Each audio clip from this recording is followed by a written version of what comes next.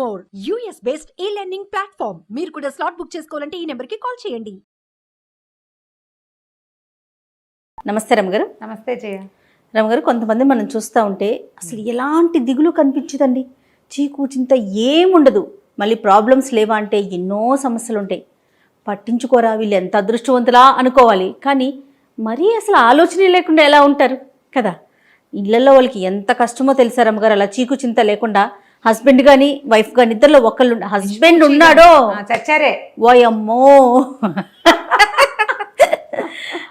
కదా. నిష్పూచిగా ఉండే వాళ్ళతోటి చాలా కష్టము. వాళ్ళు ఆలోచించారంటారు రమ్మగారు, అంటే వాళ్ళని బాధించదు మనసు. షాలోగా ఎంతసేపు బాధపడే రకంగా ఉండరు కొంతమంది. అసలు ఎంతసేపు బాధపడద్దు, కనీసం ఆలోచించాలి కదా, అది కూడా ఉండదు. వాళ్ళు ఆలోచిస్తారు, మనకు తెలియదు బహుశా. అంతేనంటారా? ఎవరి చింత వాడికి ఉంటుంది, కొంతమందికి చింత ఉండదు. రేపటి గురించి ఆలోచన కొంతమందికి ఉండదు. రేపు ఎలాగా, ఎల్లుండేలాగా, అవతల ఎల్లుండేలాగా, పిల్ల పెళ్ళి అయితే ఎట్లా, పెళ్లి కాకపోతే ఎట్లా, పెళ్ళయ్యాక పిల్లలు పుట్టపోతే ఎట్లా, పుడితే ఎట్లా, ఆ ఊరు వెళ్తే ఎట్లా, ఎక్కడికో ఆలోచించేస్తారు. ఆలోచించే వాళ్ళు కొంతమంది, ఏ ఆలోచన లేకుండా ఉండేవాళ్ళు కొంతమంది. దీని మీద ఒక నిర్విచారుడని భలే కథ ఉంది జయ. ఓ చెప్పండి. చాలా బాగుంది, ఇంట్రెస్టింగ్ గా ఉంటుంది. పాత కథ, 50లోది బహుశా, ఏమన్నా 50 అంతే 50స్లోది అనుకో. తర్వాత ఇప్పుడు గుర్తు చేసుకుంటూ ఉండేదాన్ని ఆ కథ నేను. భలే తమాషాగా ఉంటుంది. ఓ రాజుగారు ఉన్నారు. ఈయన రాజ్యం సుభిక్షంగా ఉంది, ప్రజలు శాంతిగా ఉన్నారు, పెద్ద ప్రాబ్లమ్స్ ఏం లేవు. అంటే జనరల్గా రాజ్యంలో ప్రాబ్లమ్స్ అంటే ట్యాక్సులు ఎక్కువైపోవటము, ఏదైనా ఈతి బాధలు, వర్షాలు పడకపోవటము, అకాల వర్షాలు, అకాల మృత్యువులు, అలాంటివి ఏమీ లేవు. రాజుగారికి తను ఉండాల్సినంత సుఖంగా లేనని ఒక ఫీలింగ్. ఓకే, నేను ఇంకా హ్యాపీగా ఉండొచ్చు, కానీ నాకు హ్యాపీగా ఉండటం రావట్లేదు అనుకుంటాడు. ఆయనకు ఒక దిగులు, నాకంటే సుఖంగా ఉండేవాళ్ళు లేరా అని అడుగుతూ ఉంటాడు ఎంతసేపు. నేను ఉండాల్సినంత సుఖంగా లేనంటే ఈ అధికారులు, ఆయన భార్య, మంత్రులు అనేవాళ్ళు మీ అంత సుఖప్రాణి లోకంలో లేడండి, మీరే హాయిగా ఉన్నారంటే ఆయనకు నమ్మకం ఉండేది కాదు. నాకన్నా ఇంకా చాలా మంది సుఖంగా ఉండాల్సినంత హాయిగా నేను లేను, నేను ఇంకా కూల్గా ఉండుతూ నేను ఎందుకో ఉండలేకపోతున్నాను. బాగుంది. హాయిగా ఉండటమంటే ఇది కాదు, ఇంకా ఏదో అలా అనుకునేవాడు. అయితే ఏమైంది, దాని మీద ఆలోచిస్తూ ఉండేవాడు ఎంతసేపు. ఒకరోజు ఒక ఆయన, ఈయన ఈ రాజుగారు ఎక్కడికో వెళ్ళాడు, ఊర్లో తిరిగి రావడానికి వెళ్ళాడు. అధికారులు ఎవ్వరు లేరు. తిరిగి వస్తుంటే ఒక పల్లెటూరులో ఒక పల్లె వాతావరణం, నగరానికి కొంత దగ్గరలోనే ఓ పూరి పాకలోంచి చిన్న వెలుగు, అక్కడి నుంచి ఏదో శ్రావ్యమైన సంగీతము వినపడుతోంది. అబ్బా వీడెవడో సుఖప్రాణి, చీకటి పడేసరికి చక్కగా సంగీతం వాయించుకుంటున్నాడు. ఎవరు సంగీతం పాడుకుంటూ కులాసాగా ఉంటారు, ఆనందంగా హాయిగా ఉన్నవాడు. ఈయన గుర్రం బయట కట్టేసి ఆ గుమ్మంలోకి పోయాడు. ఈ రాజుగారు రాజు వేషంలో లేడు, సింపుల్గా ఉన్నాడు. ఏదో ఒక బాటసారి వెళ్ళే ఆ ఏకతారం మీటుకుంటున్నాడు. ఒక ఆయన టింగ్ టింగ్ వాయిస్తున్నాడు. ఏకతారం మీటుతారు కదా, ఆ ఏకతారం మీటుకుంటూ చక్కటి పాట, ఎంత శ్రావ్యమైన కంఠము, నిశ్శబ్దంగా నిరామయంగా ఉంది వాతావరణం. ఆ ఇంట్లో ఎవ్వరూ లేరు, పేద పూరి గుడిసె. ఓ మూల ఓ పొయ్యి ఉంది, ఏవో గిన్నెలు కనపడుతున్నాయి, ఓ చిన్న కుక్కి మంచం ఒకటి ఉంది కూర్చోడానికి వీలుగా. ఓ చాపేసుకుని గుంజకానుకుని కూర్చుని ఏకతార మీటుకుంటూ పాడుకుంటున్నాడు.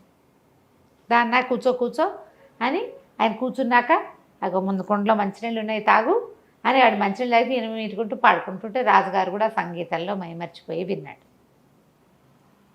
ఎవరు ఏమిటి అని కనుక్కున్నాడు.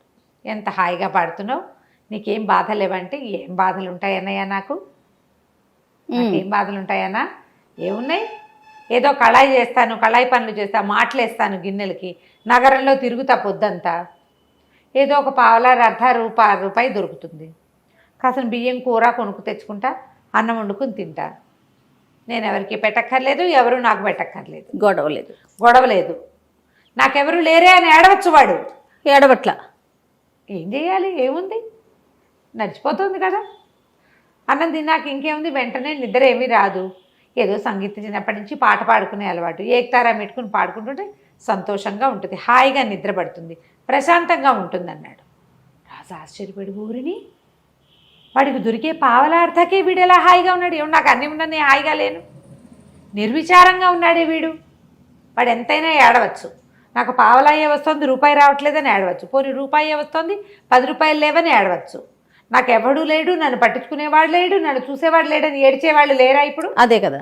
అన్నీ ఉన్నా సరే మా అమ్మ లేదు, మా నాన్న లేడు, నన్ను కనుక్కునేవాళ్ళు లేరు, అందరూ నన్ను అజాపజా కనుక్కోవట్లేదు అని ఏడుస్తూ ఉంటారు. అవును. రాజుగారికి అన్నీ ఉన్నా ఏదో కష్టం. నేను ఇంత నిర్విచారంగా ఉండలేను, నేను ఇలా హాయిగా నా దారిని నేను పాట పాడుకుంటూ పడుకోలేకపోతున్నానే.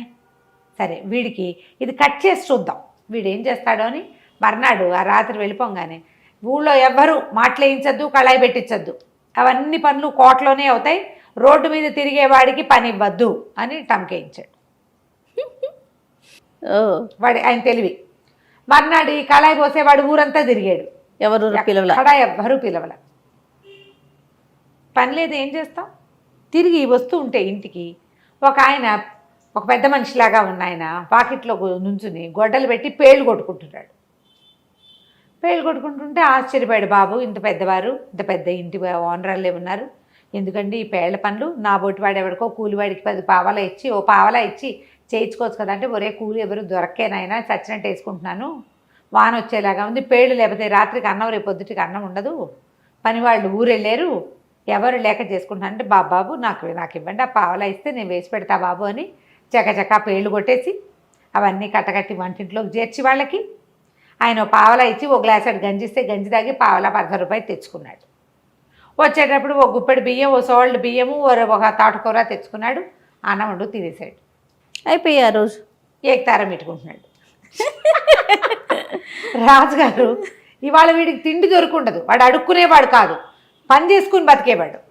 ఏం చేస్తున్నాడో చూద్దామని రాత్రి 9 అయ్యేసరికి తయారయ్యాడు. వీడు టింగ్ టింగ్ టింగ్ టింగ్ అని పాడుకుంటున్నాడు. ఎవడెవ్వడి వాడు ఈ జీవుడు, ఎవరికి ఏమవుతాడు ఈ జీవుడు అనుకుంటూ. రాజు ఆశ్చర్యపోయాడు. ఓరిని అని మళ్ళీ వెళ్ళాడు లోపలికి. వెళ్తే ఏనాయనా బాగున్నావా అన్నాడు. బాగున్నాను, ఇవాళ ఏం పని చేసావు అని అడిగాడు. అంటే ఏముంది పని చేయడానికి, ఎవరు కళాయికి మాటకి పిలవలేదు, సాయంకాలం వస్తుంటే ఎవరో పేళ్ళు వేసుకుంటూ కనపడ్డారు, చేసి పెట్టాను అన్నాడు. అయితే అప్పటి నుంచి రాజుగారు ఆశ్చర్యంగా ఉంది ఆయనకి. వెళ్ళిపోయాడు. రోజు పేళ్ళు వేసుకునే బతకడం మొదలుపెట్టాడు. ఊరంతా తిరిగి ఎవరికైనా కట్టిపేళ్ళు కొట్టి పెట్టాలమ్మా, ఏదైనా బరువు పని చేయాలా అని హాయిగా రోజు తెచ్చుకుంటాడు. అందుకుముందు మొదటి రోజున 1/2 రూపాయే వచ్చింది, తర్వాత నుంచి రూపాయి రావటం మొదలైంది. హాయిగా కడుపు నిండా తిని ఉంటున్నాడు. మళ్ళీ వచ్చి చూశాడు రాజు, వీడు ఏకతారులో మార్పు లేదు. ఈయనేమంటున్నాడు, వీడు కాయ కష్టం చేయటం వల్ల వీడు నిర్విచారంగా ఉన్నాడు, వీడి కష్టం కట్ చేద్దాం అనుకున్నాడు రాజు.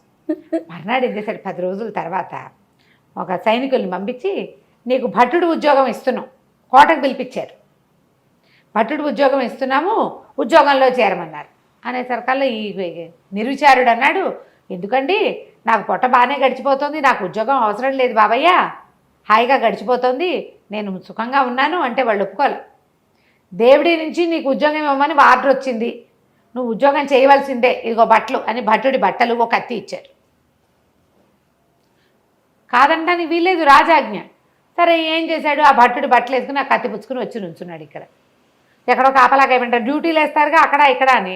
2-3 రోజులకి వాడికి తెలిసింది. అంతకుముందు ఏదో బియ్యం పప్పు ఉంటే వండు తిన్నాడు. 2-3 డేస్కే వాడికి అర్థమైంది, ఇదేంటి నెల జీతం, రోజు పావలా అర్ధం రాదు, దినబత్తెని రాదు, నెల అయ్యాక జీతం ఇస్తారు, ఈ నెల రోజులు తిండెట్లా? వీడేం చేస్తాడో చూద్దామనే రాజు ఎత్తు.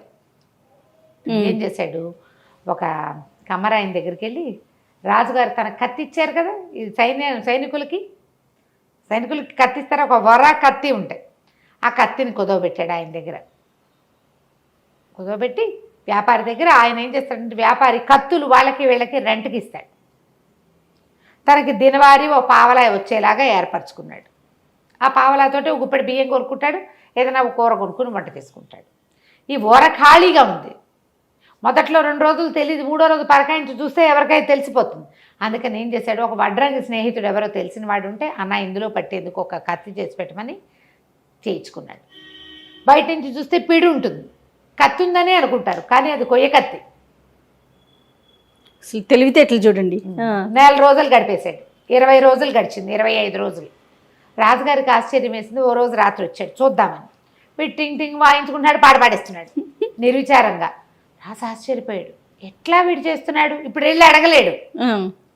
అందుకని ఏం చేశాడు, ఓహో వీడు ఊరికే సైనిక వృత్తి ఇచ్చాం వీడికి, వాడు అక్కడ ఇక్కడ ఊరికే రుంచుంటాడు పారా హుషారు అనుకుంటూ, వీడికి పెద్ద పని చెప్పాలి.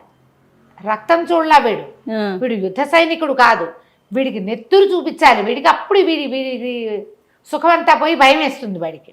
అసలు అంత కక్ష ఏంటో రాజుకి తనకంటే వాడు హాయిగా ఉన్నాడనే విషయాన్ని ఓర్చుకోలేకపోతున్నాడు. రాజే. మనమైనా అంతే కదా జయ, మనకంటే అవతల వాళ్ళు హాయిగా ఉన్నారని అనిపిస్తే మంటగా ఉండదా? కానీ అలా కక్ష సాధిస్తారా? మనకు అవకాశం లేదు, రాజుకి అవకాశం ఉంది. ఏదైనా అనవా జయ మనం, వాళ్ళకేంటి అంటాం సాధారణ రమ్మగారు. ఈ డ్రెస్ ఎంత నచ్చినా సరే ఈ డ్రెస్ నీకు సూట్ కాలేదు, అలా ఉంటే బాగుండేది, ఇందులో ఈ పువ్వు లేకపోతే బాగుండేది, ఏదో ఒక వంకి ఓర్చుకోలేనితనం ప్రతి మనిషికి 100% ఉంటుందండి. అవకాశం వచ్చినప్పుడల్లా ఆవిడ అట్లా ఇట్లా వేరే ఒక రూపంలో అయినా అనేసి ఆ కక్ష తీర్చేసుకుంటూ ఉంటారు. రైట్. మనుషులు కదా, మనుషులకి అలాంటివే ఉంటాయి భావాలు. వాటిని అరిషడ్ వర్గాన్ని జయించలేం మనం, రాజుగారు అసలు జయించలేము. ఏం చేశాడు, మర్నాడు ఒక ఖైదీకి ఉరిసి ఇది ఉంది, మెడకోసేయాలి వాడిది, ఏమనాలి దాన్ని, ఊరి శిక్ష, తల ఉత్తరించటం, నరకటమే, మెడ నరకటం తలారి పని. ఆ తలారికి చెప్పాడు, ఫలానా ఒక సైనికుడు ఉన్నాడు నిర్విచారుడు, వాడి చేత ఈ పని చేయించమన్నారు, అతను మెడొత్తరించే పని వాడికి చెప్పమన్నారు. అక్కడి నుంచి వీడిని పిలుచుకుపోయారు. పిలుచుకుపోతే అక్కడ ఒక ఖైదీ ఉన్నాడు, వీడికి వాళ్ళ మరణశిక్ష ఉంది, ఆ శిక్ష నువ్వు అమలు చేయాలి, కత్తి వేయి అన్నారు. అనగానే వీడు నిర్ఘాంతపోయాడు. ఒకటి భయం వేసింది, రెండోది ఇంకో భయం వేసింది, కత్తి లేదు కదా, లేదు, కొయ్య కత్తితో ఎట్లా చేస్తాడు. అదే అయితే లబలబలాడుతూ అన్నాడు, అయ్యా తలారన్నా నాకు ఈ పనులు అలవాట్లేదు, నేను ఏదో మామూలుగా మాటలేసుకుని బతికేవాడిని, ఎందుకో ఉద్యోగం వచ్చింది బాబు, నాతోటి ఇవన్నీ కాదు, ఒట్టి సైనికుడి పని అంటే కాపలా పనే కదా అనుకున్నాను, ఈ చావుల పనులు నరకటాలు అవి నేను చేయలేనన్నా అంటే తలారు ఒప్పుకోలే, కఠినంగా చెప్పాడు. నీ పేరు చెప్పారు, దేవుడి నుంచి నీతోటి శిక్ష అమలు చేయించమని వచ్చింది, చేయవలసిందే రాజాజ్ఞ, ఇక కుదరదన్నాడు. అనేసరికల్లా వీడు ఆలోచించుకుని, ఓకే దేవుడా, నా జీవితంలో ఎప్పుడూ చేయని ఒక బ్రహ్మాండమైన పని చేయబోతున్నాను, నా వల్ల ఒక ప్రాణం పోబోతోంది, ఒకవేళ ఈ ఖైదీ కనుక నిర్దోష అయితే నేను నరికే కత్తి కొయ్యి కత్తిగా మారిపోవుగాక, నువ్వే ప్రమాణం దేవుడా, నీ మీదే శపథం చేస్తున్నాను అని గట్టిగా అరిచాడు. చుట్టూ జనాలతో చూస్తారు ఏమవుతుందో, వీడు ఏనాడు అలాంటి పనులు చేసిన వాడికి వీడు మాటలేసేవాడని కొంతమందికి తెలుసు, సైనికుడు ఊరికే పారా హుషారంటాడని ఇంకొంతమందికి తెలుసు. వీడు సర్రమని కత్తి చూసి దాడి మెడమ నరకబోయాడు, కొయ్య కత్తి కనపడింది అందరికీ. ప్రజలంతా కేకలు పెట్టారు, నిర్దోషి నిర్దోషి నిర్దోషి అని. మ్యూజిక్ ఏం రాలేదు, అని మ్యూజిక్ వస్తుంది, ఇక్కడ ఏమీ రాలే, కత్తి మాత్రం కొయ్య కత్తిగా మారిపోయింది. పీడి రాజుగారు ఇచ్చిన కత్తిపీడే, అదే కదా, కత్తి మాత్రం కొయ్య కత్తి. తలారి కూడా నిర్ఘాంతపడి, ఇదేంటి విచిత్రం, ఎప్పుడూ చూడలేదే, వీడు మహామహిమాన్వితుడిగా కనబడ్డాడు జనాలందరికీ.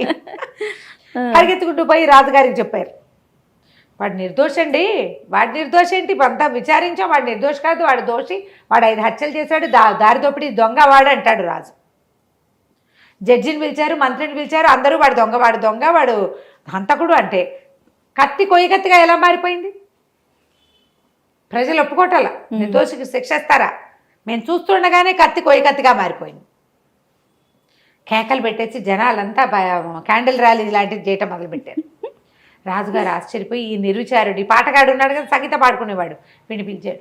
ఒరే నాయన ఏంటి కథ అంటే, నేనేం చేయను ప్రభు, ఇలా జరిగిందండి చెప్పేశాడు. చెప్పంగానే రాజుగారు అనుకున్నాడు, వాడు హాయిగా ఉండటానికి అలవాటు పడ్డవాడు, వాళ్ళు నిర్విచారంగానే ఉంటారు, వాడికి డబ్బులు ఉన్నాయి, లేదు ఉద్యోగం ఉంది, పదవి ఉంది, ఇవి కాదు, అంతే.